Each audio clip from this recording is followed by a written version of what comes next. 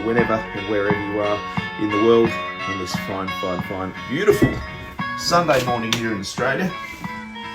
Just sitting in my front room, looking out over the front yard, looking out the window, seeing the beautiful blue skies. It's going to be a warm day today, and it's early on a Sunday morning, and I'm going to be joined soon by a couple of members from the Facebook admin team. Try and say that 3 times quickly. And today we're going to be talking about license plate guitars versus cigar box guitars, and as Darren McDonald quite rightly included in that list, handmade boxes as well. So look, with no further ado, we might get on, but we can't do that without thanking today's sponsor, which of course is C.B.Gitty and Killer Strings, actually, as well. Steve Harvey's Killer Strings. I just wanted to today personally offer my condolences to Ben from C.B.Gitty as well, and just publicly. He is an absolutely amazing guy. I've known Ben for many years, and my heart goes out to him. And for those in our community, you know what's been going on. So anyway, with no further ado, let's get on with this, with today's episode of the Cigar Box Guitar Builder. All right, we're recording, so we promise we're not going to say fuck with shit anymore. Here we go. This is for cigar box guitar builders. What do you want? We're rough around the edges. Jesus we Christ. are. If you're listening to this and you're getting offended by what we say, don't listen to it. I'm telling you, fair dinkum. Yeah. Especially for you guys, it's early in the morning. It's earlier for me. I'm an hour earlier than these two. Oh, wow. And it's a Sunday. Every bloody Sunday. I've got to get up early now. And I'm eating breakfast. Luckily, I don't sleep well, so I'm up for hours already anyway. Yeah, same here. Always like 4 o'clock in the morning. Well, I get up at 4:30 every day anyway to go to work. Oh. So my body clock's used to it. Well, that's rough, mate. Damn. So this would be the middle of the day for you, almost. Yeah, I'm ready for a nap. A poppy nap. Generally, I sleep until 9. I'm jealous. We got 2 granddaddies here, and we got 2 that aren't granddaddies, just daddies. Yeah, I got a granddaughter birthday party this afternoon as well, so that'll be a bunch of little kids running around. Oh, just beautiful.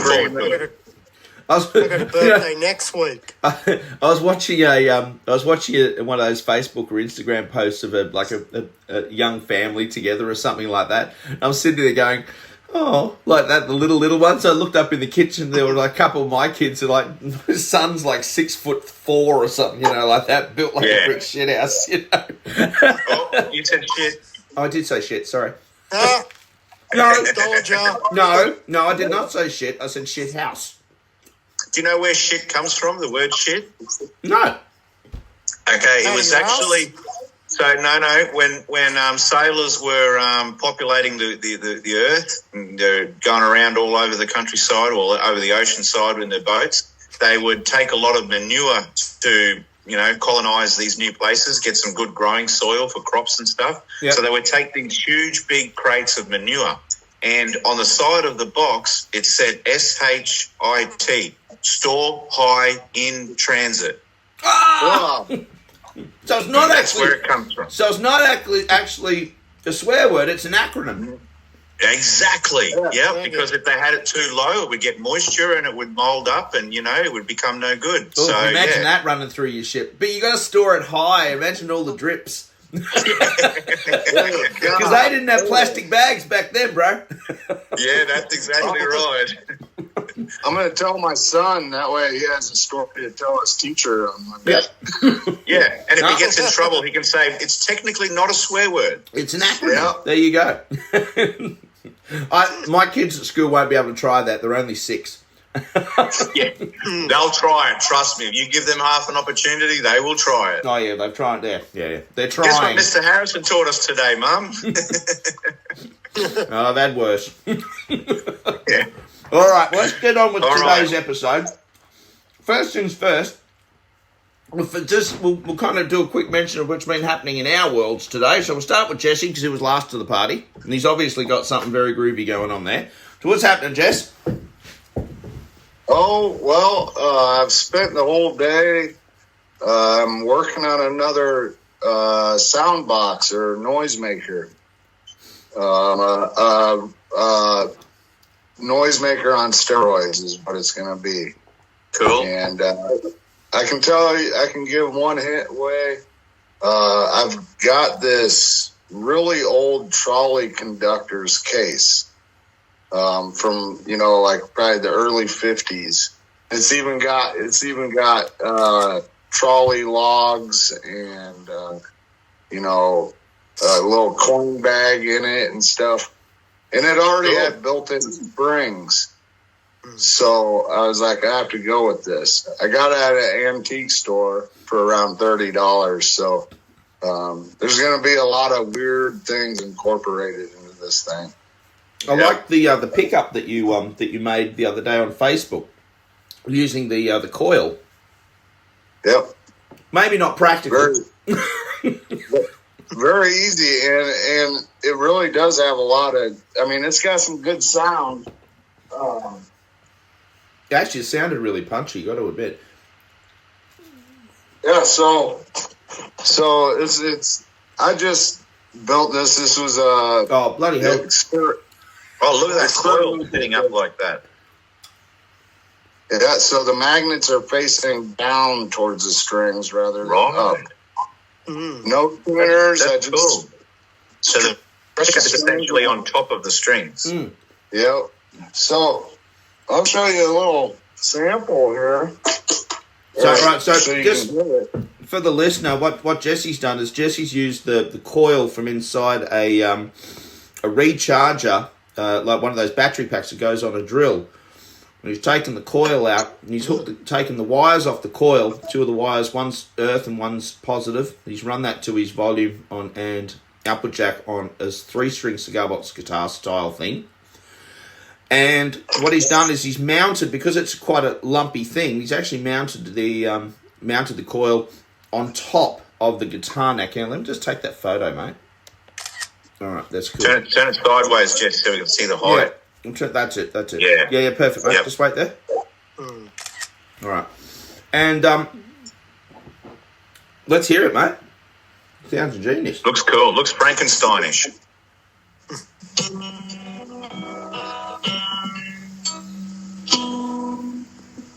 It works. That's crazy. It's alive. That's nuts, man. You should send that to Steve Harvey, get him to play it on stage. Yeah, this thing. I mean, it's pretty fragile. You probably don't want to play it unless you put some actual tuners on it. But it was a total experiment just to see. And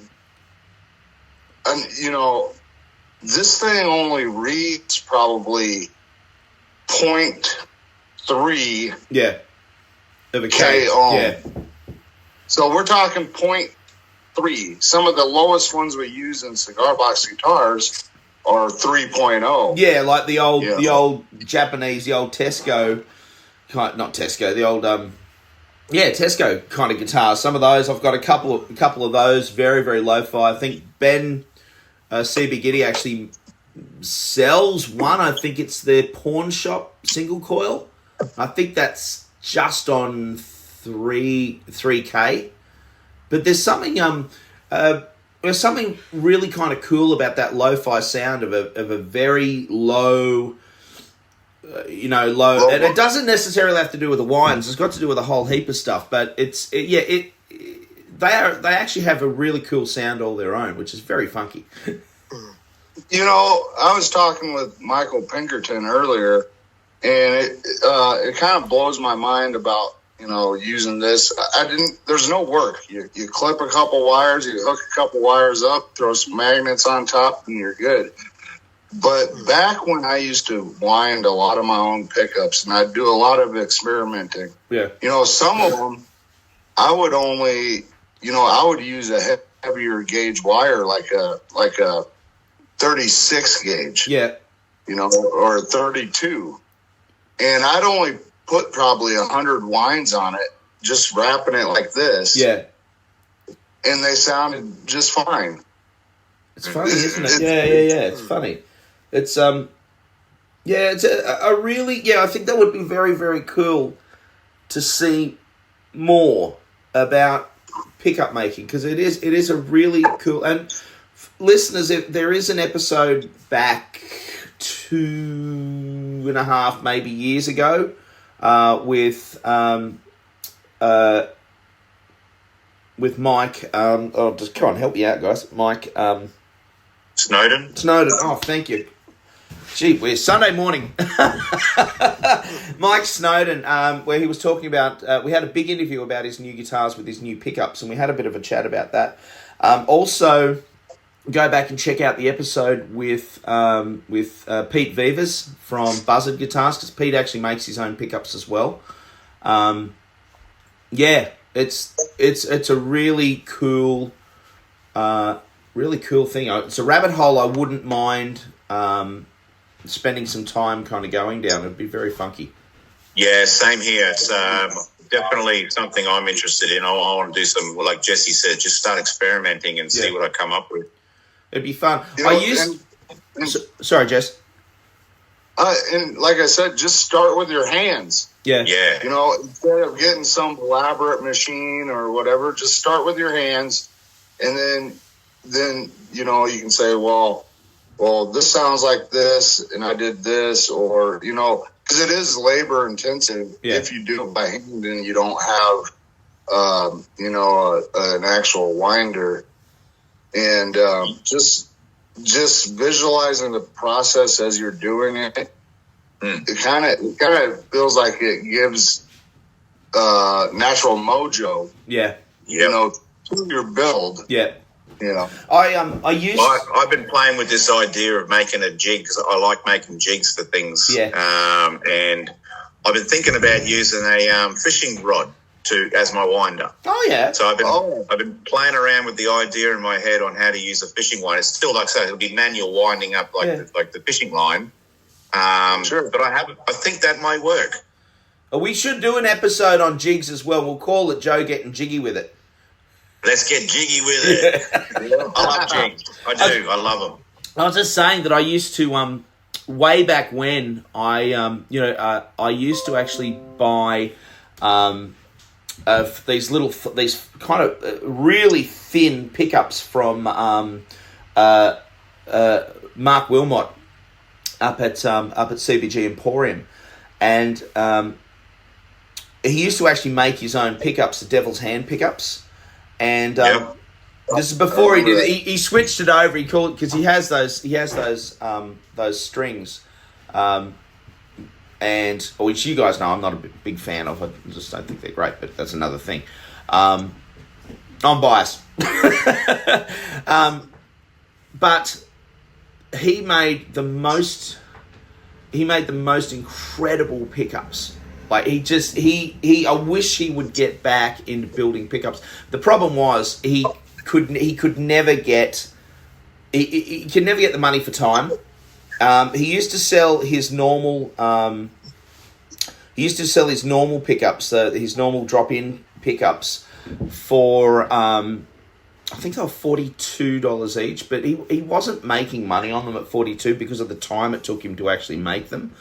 And he did arrange for me. Look, I've always liked Mark. I always have liked Mark. He's a super, super, super guy. And back when he used to be he was quite innovative. Like, he'd really get into it, and he was really passionate about it. He'd build cigar box guitars. Some of his videos back when, if he's still got his YouTube channel, are really worth watching. He does an awesome video on actually shaping a guitar neck. It was the best one I'd ever seen. And amazing super guy. Love him to death. Very cool guy. But he made these pickups for me. He made a certain range of pickups for me called flatliners.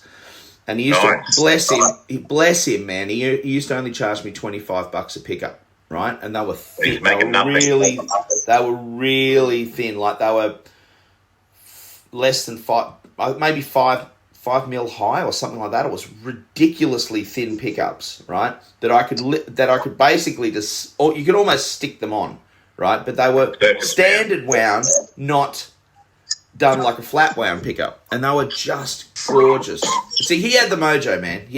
Mark had the mojo, and if he was making those pickups again, I've told him for years, if he was making them again, I'd pay $40 for the ones he was doing for me, and I'd pay $50 for the other ones. They were awesome. All single coil, and I just because I love single coil pickups.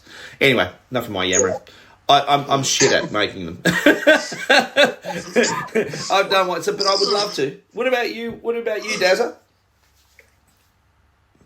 Me? What's been going on, brother? Me? What's been going on? Me, I've just been flat out because my daughter's having a little baby. I've been making stuff for a baby shower. I've been making love hearts. I've been making tic-tac-toes and doing well. Stuff Good on your grandpa. Games for the party. So you got your Can-Am now, mate. See, it should take him for spins around the backyard. Yeah, well, I've been taking the Can-Am out, and since Thursday, it's been stuck in Woolworths car park. Why is that? I went to Woolworths, parked my bike, did everything, and I came back, and the battery was dead. Oh, man. So I didn't get my Can-Am back until Saturday morning. Oh. So hopefully it was just a dodgy battery, nothing more, nothing more serious. I was quite lucky. Like, I didn't have to pay for a new battery because the blokes at Western Motors, they came and replaced everything and under warranty. It all out. Yeah. So a little plug for Western Motors on Mamre Road. Is it Mamre Road? No, Mulgoa Road. Mulgoa Road at Penrith. Yeah. I don't know if anyone will listen to it. I think you ought to ride around on that thing with your Wolverine costume on. Yeah. You reckon? Yeah. I've sort of got the Wolverine colours. Yeah. Yeah, you do. Yeah. That's it. Need to hit the gym a little bit there, though, Daz. I've got one big muscle right here. There you go. Yeah, some people got a six-pack, he got a keg. So. Yeah. But, not much in the...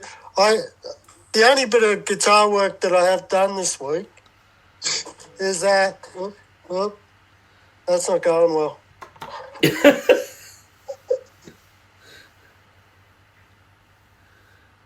I placed the pickup for my Nice. tank. That's going to be ace. Yeah. Bridge position. That's out of an old Ibanez too, that pickup. Oh, yeah. Good pickup then. It's an oldie. It's actually it's quite an old one from 80s guitar. So I got an Ibanez pickup, a Telecaster body, scream. and a Stratocaster neck. Yeah, that's cool. And which grandkid's that one for? Alex. Oh, it's for Alex. Oh. How many grandkids do you have, Darren? 2 and a bit. 2 and a bit. Yeah, I'm at 2. Yep. 2 and 1 cooking. Yeah, one's cooking. But I tell you what, Friday night, I had the best grandfather moment. I was about to go and play a video game with Alex, and he just pops out and says, "Grumpy, you're a bit special to me." You are a bit special. Like, it just That's broke nice. me. Yeah. How old is he? How old is he? 5. 5. 9. Yeah, he loves you, definitely. Yeah. And I got a 1-year-old. Yep. He's just like, for the first few months he wouldn't take to me. So now he's just all over me. Yeah, my youngest my granddaughter was the same. She didn't take to me either, but now we're inseparable. Oh, that's so cool. She calls me Peepa.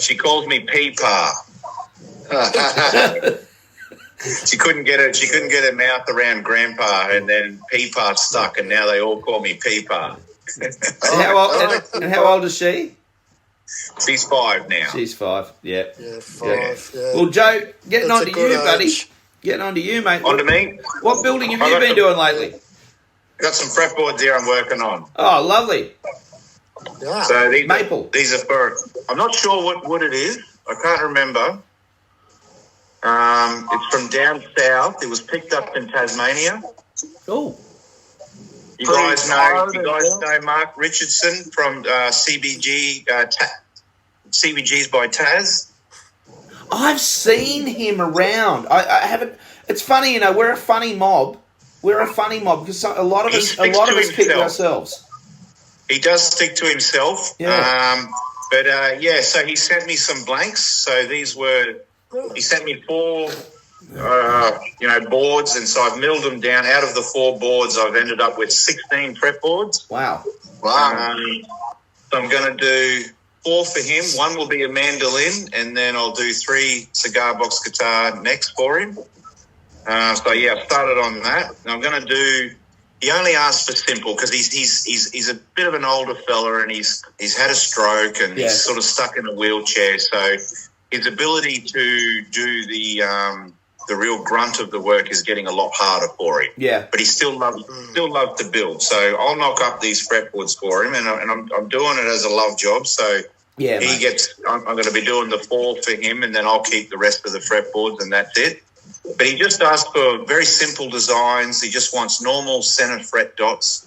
But I'm going to do one real special one for him. Instead of doing the center fret dots, I'm going to actually write CBG by Taz, and then I'm going to fill them full of resin, sand it all off. It'll be beautiful looking fretboard. Awesome. Yeah. Wow, man. That's awesome. So, and that's pretty good for me because I actually haven't been on work on anything on my bench for a few months. Yeah. So this will be a good little break the ice, get back into it kind of build. Well, you've needed that break after those 11 guitars you did, mate. That was just exhausting. They wore me out. They did. They definitely wore me out, especially all that fret work. And then what am I doing? Straight back into fret work. Yeah. I love fret work. But I'm going to take your guys' advice. When we did this interview a while back, when we were talking about my 11 builds and how particular I am about my fret work and how I don't have I shape individually my frets before I install them. I round off the edges. Yeah. I do that so that they don't hang off the edge. It gives you less drag on your hand. Yeah. But that is so labour intensive. Yeah. So these lot, I'm not doing that. I'm going to do it like you with a router. I'm not going to do it. I'm not going to do it like Grumpy Darren there. I'm not going to bloody put the router onto it. I might try it with one. But we'll see how we go. But I'm definitely going to use your trick, Adam. Beg your pardon, Darren? Try with one because seriously, make sure you have it set up properly. Do a test run. Yeah, well, I tell you, like when I done this, like as soon as I routed it, I just ran the sandpaper up a couple of times, and it was smooth as I could just run my hand along. Just for the listeners, in case you're unaware, our great guy here, Darren Grumpy Daz, he dresses his frets with a router, like a flush trim router bit. He takes the tips off the side, and to me that is absolutely crazy. But his work speaks in numbers, and it's actually a playable instrument. It's comfortable, and so he could be onto something there. I'm just not afraid. Want to do with stainless steel. All right. Okay. I'm gonna step in here as group admin, and I'm gonna say The Cigar Box Guitar Builder in no way endorses anything Darren does. Darren is his own entity. Darren is unique. Chicken. He is very special, and he does things his way. Please don't use a router to round your frets or flush your frets. Please.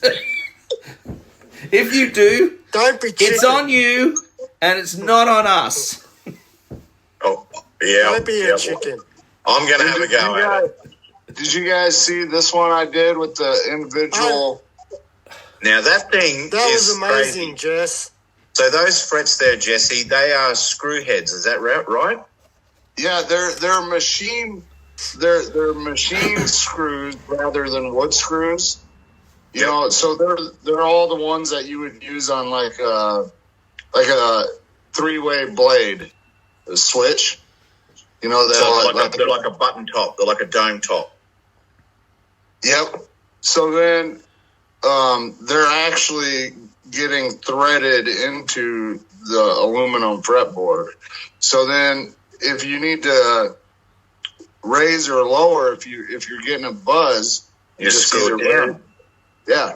Screw it down or up. And so far so good, you know, and I got the action pretty low and the neck's real straight.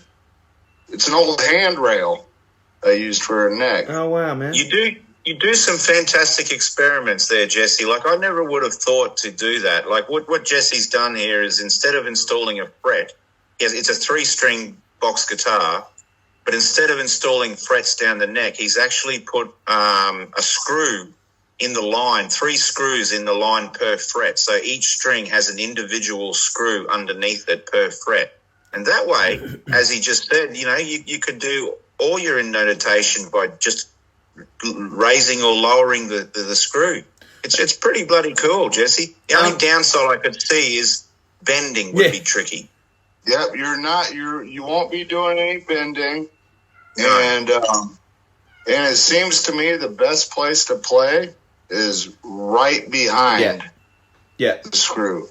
I've rather taken a than photo on of this. So I've taken a photo of this. I'll stick this up when I publish the episode. I'll put these little. I've taken a couple of group shots, and I'll put that up so people can see. Jesse, so far you're two ahead, 2 for Jesse, 0 for us. Yeah, you're doing well there, Well, Jesse. You're definitely pushing boundaries. Yeah, and it's great. I searched everywhere online. You won't see this. No. You won't see anybody that's ever done this before, and so that to me kind of makes me feel pretty proud. You know, whether it works great or it works so, it's done, and I thought it was pretty cool. So I would probably do it again, but it took forever.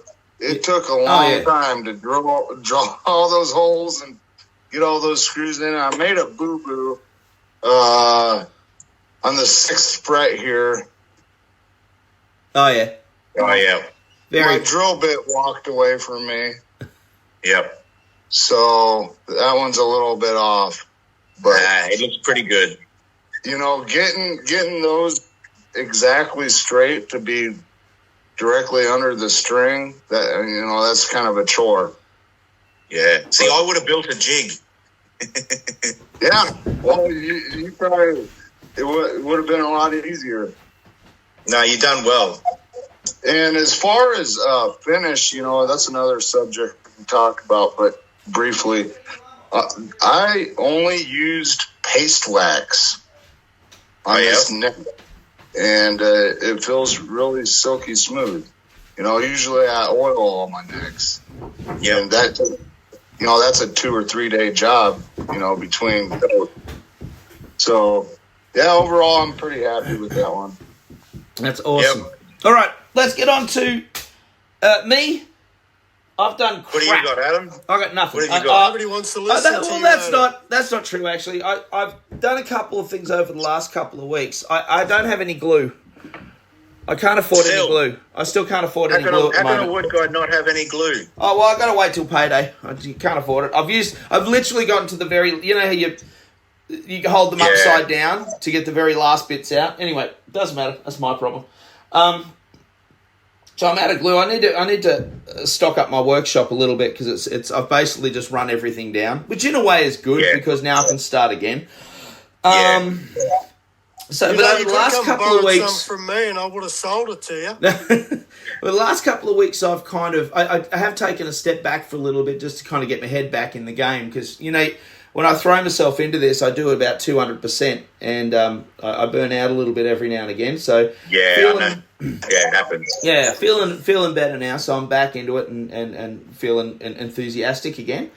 And the last couple of weeks, I've done a couple of builds. One was I think might have mentioned on the last time we did the podcast, which was that license plate guitar. And I struggled with that one a bit because I don't like building license plate guitars. I kind of had a cool license plate, and I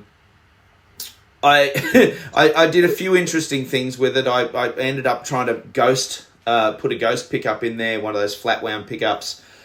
Screwed that up royally by drilling holes accidentally in the pickup when I wanted to, because the top was buzzing on the neck. So I tried to drill it down. Of course, I forgot where the pickup was. And first thing I did was drilled through, while it was plugged in, I drilled through the first coil into the pickup. And then of course I'm sitting there playing it going, sounds different. Oh, it must be still buzzing. So I put another screw in the top, and that went through the second coil. That just killed the pickup. I was like, and I was on the phone with Darren at the time talking to him, so I wasn't thinking. I don't multitask well. Darren's fault. That's right. So it was all your fault. I think I spoke about this on the last podcast. I'll take the blame for that. Anyway, so what funny. basically happened was that I ended up putting in a piezo pickup. I didn't like the sound of that either, not very much with that. And then I ended up cutting a big hole in the top of it and sticking in a P90 pickup, which I held down with gaffer tape and I think super glue or so. I think I might have used some glue on the bottom there or something like that. Anywho, just for shits and giggles, and it ended up sounding actually quite okay. It's only a 21-inch scale length, which I don't like either. I like a 24 minimum. That's just a personal thing. But I just built it because I've got this leftover timber, and the real reason I built it was to use the leftover timber to make a very rustic box using the least amount of glue I possibly I could, because I just felt like building something, and I only had enough glue just to hold the sides together with the nails around the box and the bottom of it. Everything else is held together with screws, the whole thing, like everything. But it did bring up a very, very interesting point, which was I wanted to talk today actually about Chicken Bone John. Now, Chicken Bone John's I haven't asked him to come on the show. I would love to talk to Chicken Bone John. I might reach out and see if he will, but he's a particular guy. He's a little pernickety, and he seems to be very insular to the UK. I don't think he does a lot of interviews outside there, but I'll find out. Anyone interested in looking at stuff that Chicken Bone John does, go and check him out, chickenbonejohn.guitars.com. You can find him, Google him. And there was a BBC documentary that came out a couple of years ago, which was awesome, with Chicken Bone John, Hollowbelly, and a couple of other UK builders, which was really, really cool. Anyway, I put up this video on YouTube on the Cigar Box Guitar Builder YouTube channel. I didn't even know Chicken Bone John was a subscriber, which was so cool. I was chuffed with that. And he actually answered back, because I went through the process of what I did, and he actually brought up a really interesting point, which I had either forgotten or I didn't know about. Probably didn't know about or forgotten. I don't know. Doesn't matter. Which was basically when you use a license plate guitar, depending on what they're made from, the new ones coming through, I think he said they're made of steel. And the new ones, what happens is when you surround a pickup with a metal object, the entire top becomes a pickup. So it creates a kind of like a Faraday cage, he was saying. Now, I don't know whether this is also works on when you cut the pickup out at the hole and mount it that way. I would have thought that because it was within its own space and not touching it, that it... But the screws would be. No, not necessarily, because because I mount everything usually off the pick guard. If there is a not pick guard, the pickup surround, which is plastic. The ring there, yeah. So, but what he was saying was that the license plate affects the magnetic field that's created by the magnets. You know, because when you look at a magnet, there's a magnetic field, and that's what the strings pass through. That's how an electric guitar pickup works. The strings go through the magnetic field. It creates a very small current. That current then gets sent to an amplifier and is amplified to make it bigger. So he was saying that whenever you're using a license plate top, depending on what the license plate is actually made of, it has an effect on the overall tonality. So in other words, if that license plate is sitting in the magnetic field, that's why when you tap it, it sounds microphonic, because it's like a string. Yeah, makes sense. For me, the sound that I go for when I use an electric guitar pickup, I want a guitar sound that's very that's quite direct. Same. And this probably explains why every single time I've made a license plate guitar with a magnetic pickup, I haven't liked it. I haven't liked the sound of it. It worked, and it worked fine, and when I took it to market or wherever I did, people liked it and they bought it, and that was great, but I didn't like it. I did not like the sound. Too sensitive, not... As something, I know what he's saying. If something happens to that magnetic field where the strings pass through, and it's, you know, if you look at it, just any kind of standard cigar box guitar, you know, your strings have to be an optimum height off the top of the pickup, and if it's not, like if it's, and this is why I don't like hidden pickups, because as soon as you hide a pup, you're doing. I don't know whether you guys can see that on the screen here. The string realistically is going to become over a centimetre away in some cases, far away from the magnets in the pickup. Field. Those strings leave the magnetic field, and no matter what you do, and I don't care what anyone says, I'm right, everyone else is wrong. No, I'm just kidding. Stick to that. I'm not really, and. It's, you know me, I'm outspoken. I'm going to say what I think. If you disagree with me, please put a comment down in the comment section and call me an idiot. I don't care. But this is the experience that I've had. Every time I've hidden a pickup, the strings are too far away from the magnetic field. And I know that there are some overwound pickups that try and compensate for that. I know C.B.Gitty do them. I think MGB do them as well. Bless him. I love Mark, but I do not like Mark's flat wound pickups. I've used 5 or 6 of them, and I just don't like them. So I don't know why. It's just, you know how you like one brand and you don't like another brand, or you like something, there's something you don't like.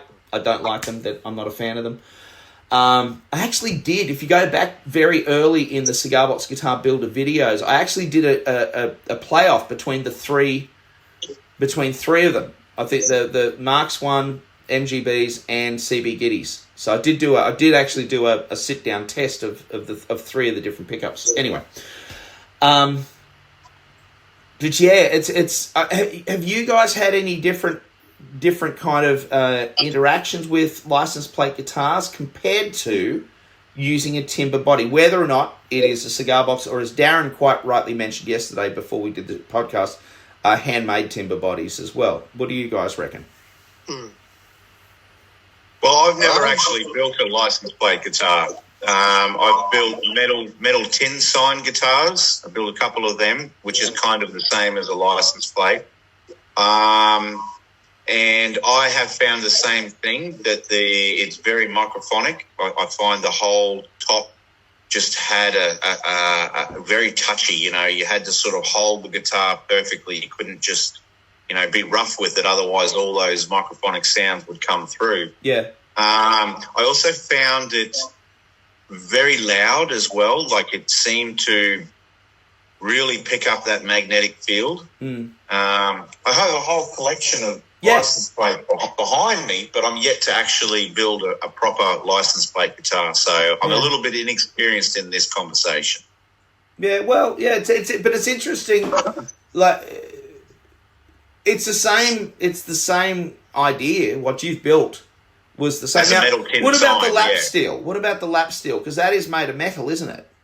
No, that's solid wood. Oh, geez, it looks like steel. I just painted it to look like steel. That's actually paint. Yeah. Oh, okay. Yeah. It really does. It looks like bent steel. That's very impressive.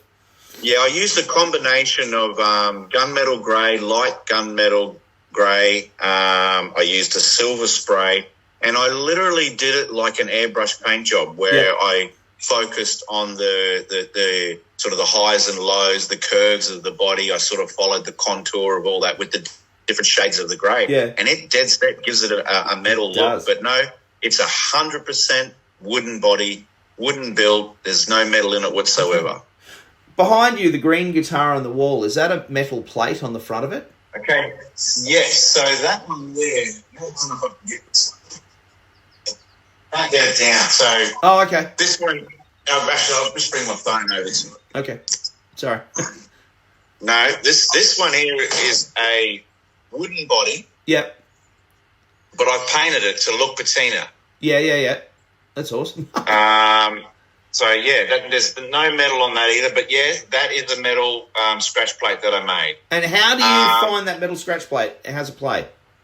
I actually lined it with a wood bottom. So if you see that darker line underneath it. Yeah. So I laminated the tin to a piece of wood first, and then I mounted it. So it is wood on wood. It's not metal. The pickup isn't touching any of it. So there is absolutely no sort of feedback or anything like that from the metal. What would be an interesting experiment would be, and I'm not asking you to do this by any means, but what would be an interesting experiment would be to record it with that on, and then take the scratch plate off and record it without the scratch plate and see if there is an audible difference in the sound. And I'm not asking you to do that, but it would be... That is a good experiment. That is definitely a good experiment. Would be an interesting experiment, that. It might take a fair while to get no effect. I don't know. Now, Jesse, you look like you're champing at the bit down to say something. What have you got? What's happening? Jesse is the man that has the experience on this topic. Yeah. I can talk. Jesse, you're all right. Let's go. I could really talk for hours because I've done hundreds of license plate guitars, and not only license plate guitars, but if you think about any other metal, the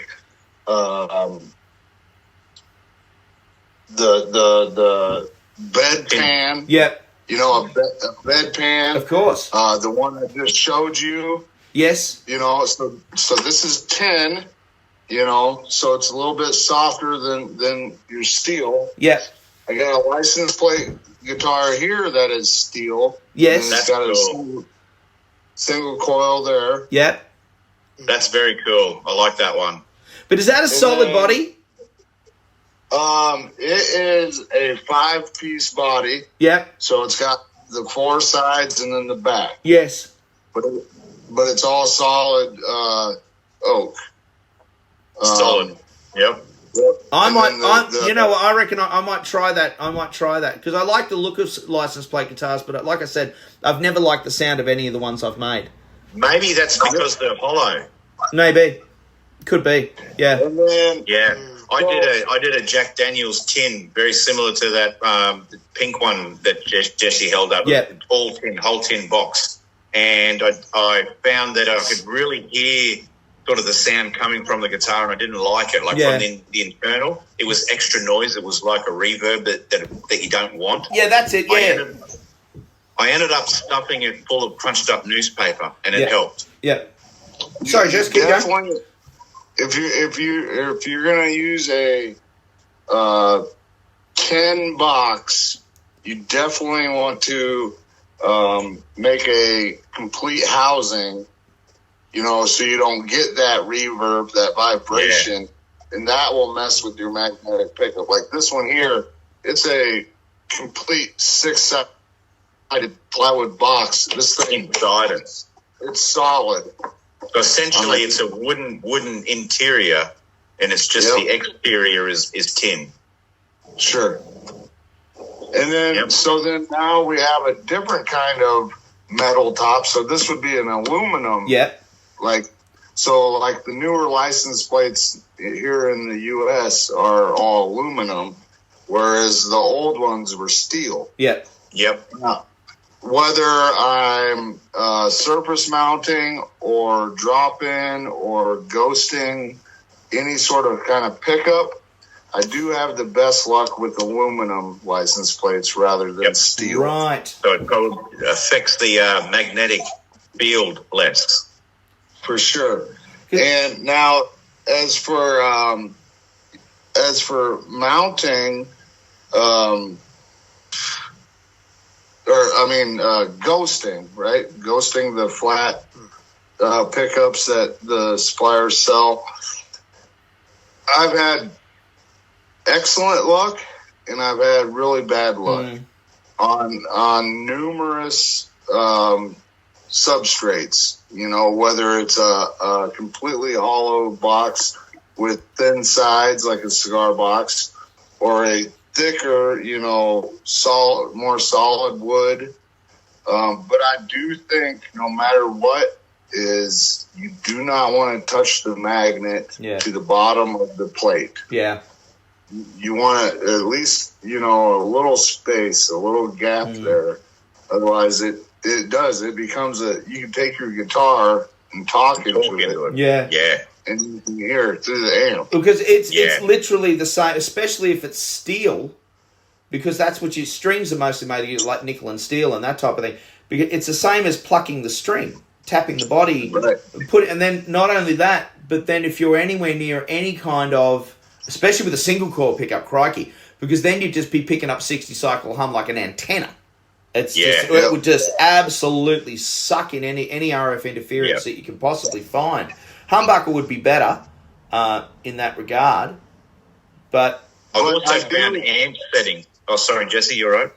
You go. Oh well. So I don't know if you guys are familiar with the duo Not Petty.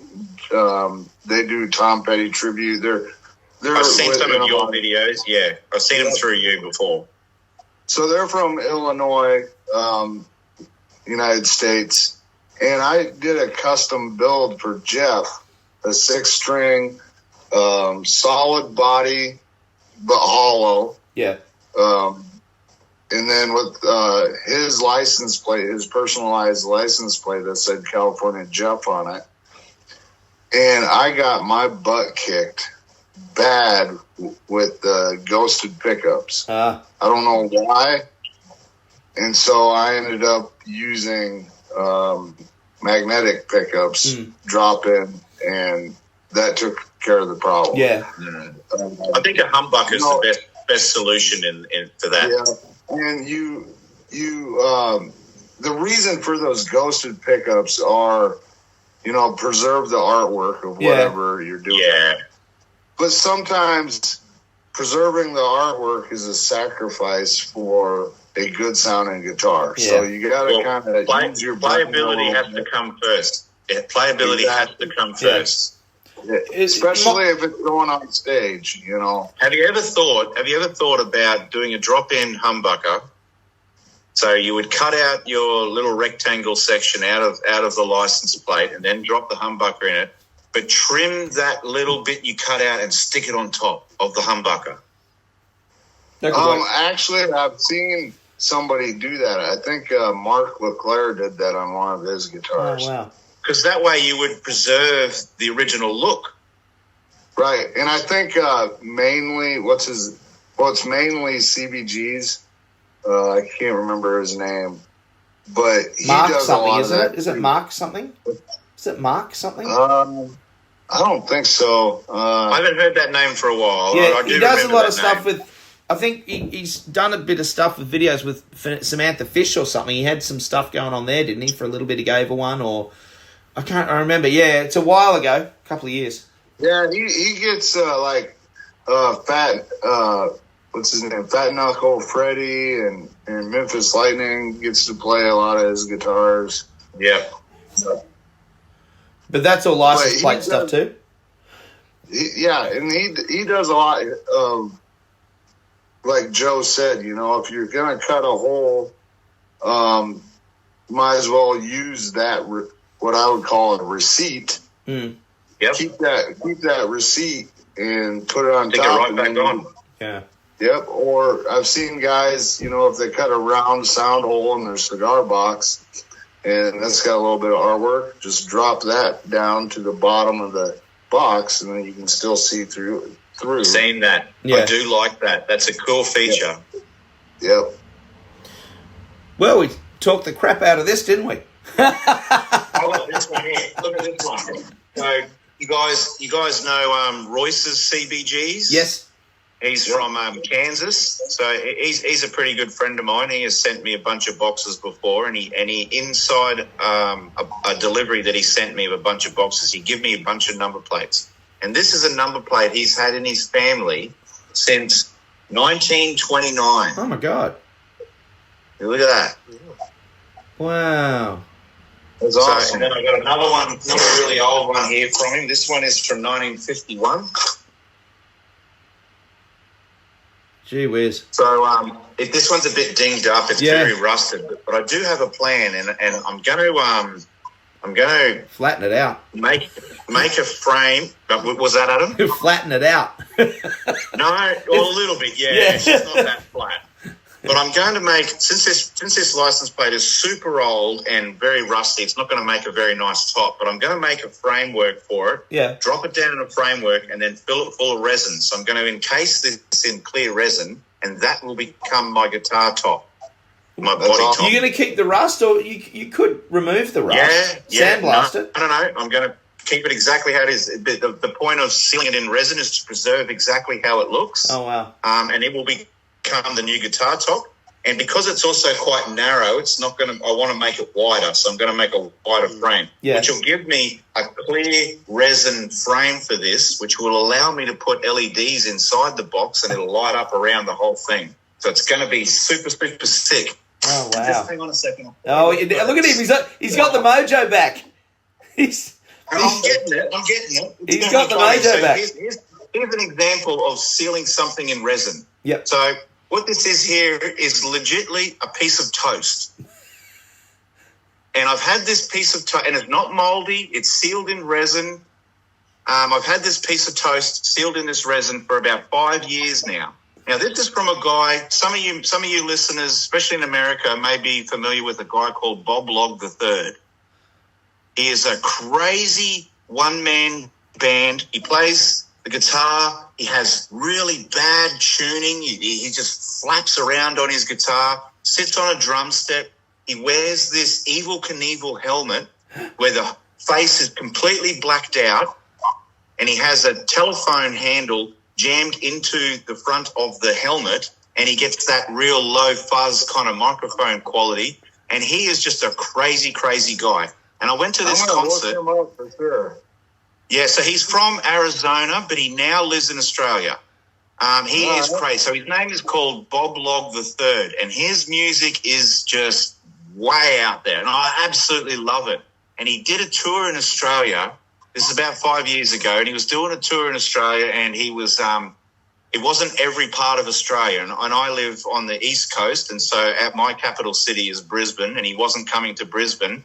But I have a friend in the radio in Brisbane, got him to chase up a venue. So Bob Log actually added a concert to Brisbane. And I went down to, so it was so cool. And it was a real weird thing. It was in the middle of Fortitude Valley, which is a bit of a scary place when you're not a city boy. And it had the address on the ticket, and me and my mate, we went to this address, and we ended up walking down this alley, and we're thinking, I don't know, this doesn't feel right. And then out of the corner of my eye, down the back of this alley behind a dumpster, was this real big dark guy in a suit with sunglasses at 9 o'clock at night. and he had a red rope around him. And we walked up to him, and he goes, "You guys here for the Bob Log concert?" And we were like, yeah. So he opened up the red rope, and we walked up the stairs, and it was into a pop-up whiskey bar. So it was basically just a very small warehouse that was dressed up in whiskey bar stuff, and it was a Bob Log concert. It was no more than 150 people. It was nice and intimate, and the concert itself was called "Let's Get Toasted."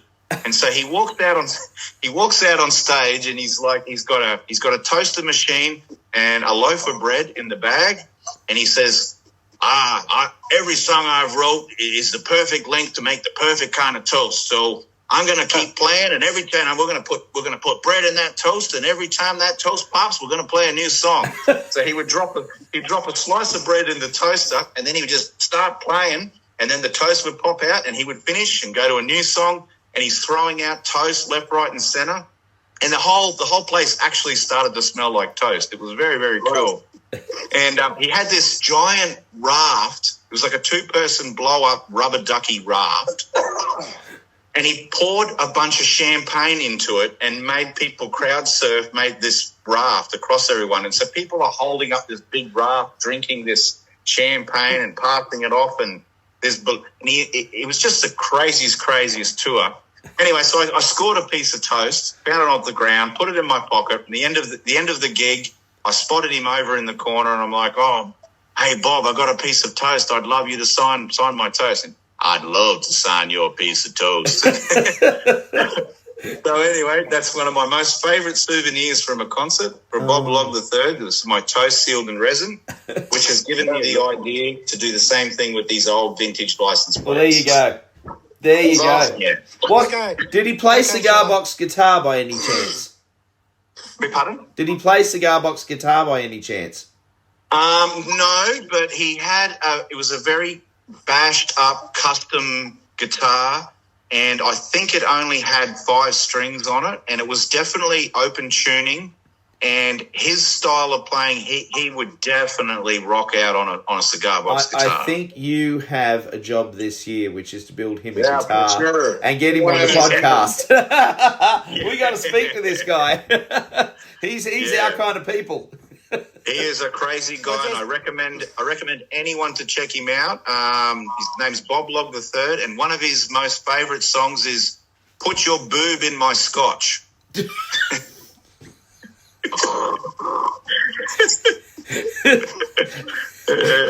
Okay. All right, and moving on from that, ladies and gentlemen. Well, I think I just need to know one thing about that toast. Yes, what's that, Darren? Is it really for a hard day where you got no money and you need to break it open for the bread? If you want to have a chew on this hard as rock piece of toast, I'll send it down to you and you can have a go at it. No, I don't want to take it away from you. Oh, dear. All right. I think on that note, we'll call it a finished story today. Oh my gosh, finishing on Bob Log. Well. Yes, All right. I did take it off topic there, guys, but I'm sorry about that. But it was an interesting story. That's why I shared it. You know what? It all plays in. It all plays in. It's all connected. It's all cool. Of course it did. All right. So next week, I'm hoping to speak with Alex Lechner again. Alex has been doing some sound things, the same things Jesse's doing. So what I thought we might do next week is, time depending, maybe get Jesse to bend Alex's ears, because I know the two of you have been doing those sound box things, and they're really experimenting with that. And it'd be really awesome to kind of hear you two, who seem to be really into this, talking it up, talk about what you've been doing and share some ideas. I know you and Alex, I think, get along quite well as well. And I think everyone gets along with Alex. He's a super guy. He's a very nice guy.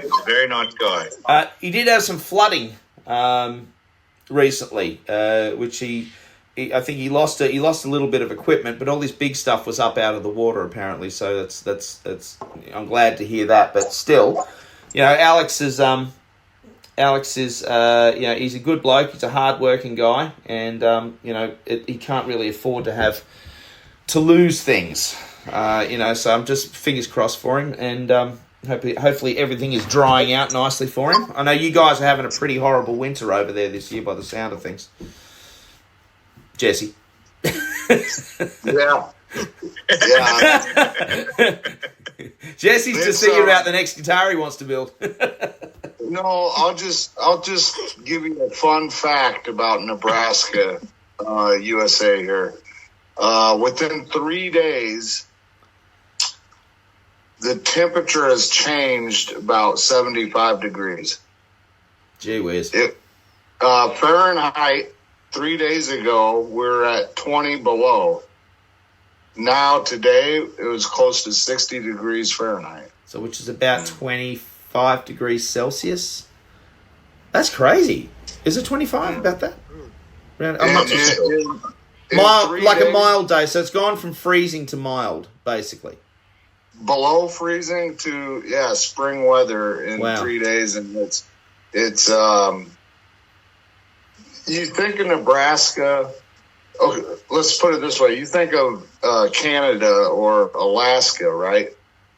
Freezing cold all the time.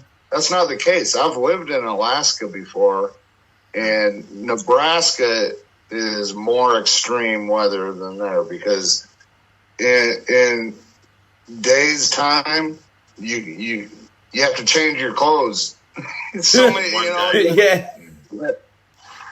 jumpers and things. The singlets the next. It's wide open here. There's hardly any trees, so that's probably why it gets so cold. Yeah, the wind chill blows, and that's the killer. I used to live in Canada for a while, but I was in the bottom valley of the Rocky Mountains, and it actually wasn't that cold. Even though it snowed, it would only get just below freezing at its coldest time. I actually enjoyed it. And the summer was just as hot. Well, not quite just as hot as here, but it was still hot. So the seasons were still very strong. Yeah. Well, we get such a variation of temperatures and things here in Australia from here in New South Wales where Darren and I are. You guys get it colder than I get. Oh, yeah. Well, you're up the top of Queensland. So I'm in tropics. Yeah, I live in the tropics. So, it's pretty crazy, which is interesting. It'd be interesting, to talk about builds dependent upon climate. It would be. And for me, it's humidity. I struggle with humidity a lot. Every single winter, it gets really cold and dry in the winter, and that's where most of my guitars, whether I built them or they're an Ibanez or a Fender, my guitars get fret sprout. Yep. Because the wood is shrinking, but the frets are not. That's right. Then it comes summertime and the humidity rises. All the guitars are back to normal. Well, that's why every time I build a guitar, the first thing I do is when I finish building the guitar, I'll phone a client if it's a made-to-order thing, and I might phone them and I'll say, "Hey, look, your guitar's finished," and they're like, "Oh, can you put it in the post today?" I said, "Nope. I'm going to keep it for about a week, and I keep it inside because my workshop's outside and like under the house, so and especially in winter." Because all of my timber's open to the elements, So what happens is that within that week, when I bring a guitar inside, it loses moisture into the air inside because the air inside the house here is dry. So the timber will lose a certain amount of moisture, which means, of course, as Jesse was saying, your timber shrinks, your frets don't. You always end up with fret sprout coming up the sides. And as Jesse said, this will happen on Fenders, it'll happen on any guitar that's basically done where fret tang nippers haven't been used, or even where they have been used but the fret is still up on the end of the fretboard. If it dries out, you're going to get fret sprout. So that's why what I'll usually do then is wait a week, and you'll always feel it. Then I'll take it back downstairs, run my file back over it again, just trim the frets up, and then it's ready to ship. And people say, "Oh, it's finished. Just send it to me now." It's like, no, because it needs to go through this settling in process before it actually gets shipped. That's why I don't like. I might put something on the website straight away once it's finished. But if a customer buys it that day, I'll say to them, look, I'm going to hang on to it for a week because I'm going to need to do this to it. And they're like, no one cares. No, I've never had an issue with someone jumping up and down and saying, no, send it anyway. They'll all say, yeah, cool. They're always good with it. It's quality control. You want to make sure that you're sending out a professional instrument. That's it. You don't want them to get it and go, oh, this guy don't know how to build. This is junk. You don't want that reputation. Look, I've played a lot of cigar box guitars that I've seen at markets and things like that where it hasn't been done. And that's not at the fault of the maker, because, for example, Daz, one of the ones I got from you, once I brought it inside. Dodgy. Well, no, not at all. But the fretboard shrunk a little bit, so I had to, I think a couple of weeks after I had it, because I keep everything inside. Our house must be particularly dry. First thing I had to do was I just basically got my fret file. I got my fretting file. Just ran it up the neck a couple of times and. Pucker. She was great. Good to go. See, I reckon this is where my the way I was doing my frets, where I was individually dressing them and making sure they were a millimetre inside that edge, that may help with that. Yes, but not all of us are anally retentive. Yeah, trust me, it's not a path you want to go down either, trust me. That guitar must have been one of the ones I did before I started using the router. Yeah, it might have been. Yeah. Don't use routers. Ever since I've used the router, all the frets are too scared to come out. Do you know every time I hear him say router, my whole body shakes? Yeah. All right. I'm going to say goodbye, guys. I know we can talk for hours, but I've got things to do, and so do you. So, all right, thank you for listening, ladies and gentlemen. Please remember, if you want to support this channel, if you want to support the podcast and the Facebook group, please tell your friends about it. That's the best way you can do it. Get people to have a listen to our yammerings. I think there's some interesting information there that we're sharing. The other thing is, of course, you can use our affiliate link down. And thank you to the people who've been using the affiliate link down in the episode description on the YouTube channel here on Podbean as well, or wherever you're listening to it.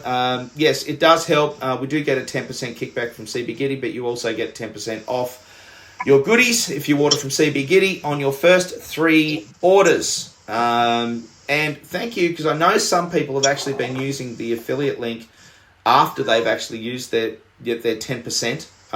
To help support the show. For those people, man, my big thumbs up. I really, really appreciate it. It does help. Certainly does. Just remember, if you need killer strings, you can get those from cbgitty.com and directly from killerstrings.com. If you're in Australia, you can actually get those from birdwoodguitars.com. If you want an amazing guitar made for you in the United States, give Jesse a call. Jesse is there. You can catch him on Facebook. See him through the link here, of course, and on the Facebook group.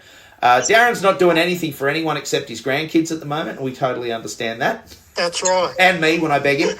And Joe, if you want a custom build from Joe will tell you to go and get stuff for the next 2 months. No, he won't. No. I'm ready. I'm ready to take on another major project. So right. I am looking for something that is crazy. Yeah. I want to get back into that real high detail work. That's it. Now, no matter where in the world you are, Jesse and Joe are more than willing to build you that special custom instrument. If you come to me, I'll probably begrudgingly do the same thing for you. So, of course. All right, guys, have a wonderful weekend. Enjoy. I'll see you guys later. And Daz, all right, have a good weekend, everybody. Bye. Thank you. See you later.